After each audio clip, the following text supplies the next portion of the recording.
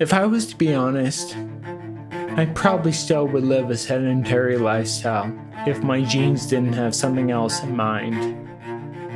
But after years of living with MS, I've started to think differently. I don't know for sure, but I have a gut feeling that my lifestyle was to blame. But wow, my journey to escape the MS trap took me down this amazing and wonderful road. You can go down it too. You can get back what's been lost. You can leave this disease behind. Stop the inflammation and heal your MS. It's Steve. Here's how to remyelinate the brain. There are two ways. The first is innate, which happens in childhood. But since those days are long gone, it only leaves one option. The option for adults. It's called activity-dependent remyelination. Don't be intimidated by it.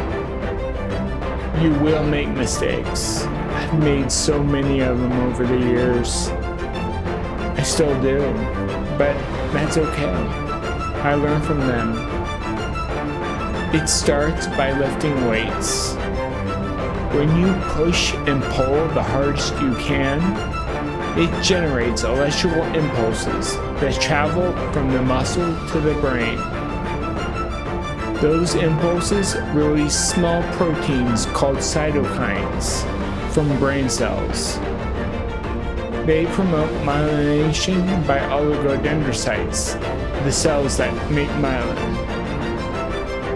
I've read about this years ago, and it sounded too simple. I thought there had to be more to it. But after doing, learning, and living the lifestyle, I can honestly say it really is that straightforward.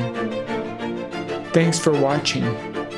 Continue your MS recovery journey by watching this playlist showing what I've learned and how I do it now.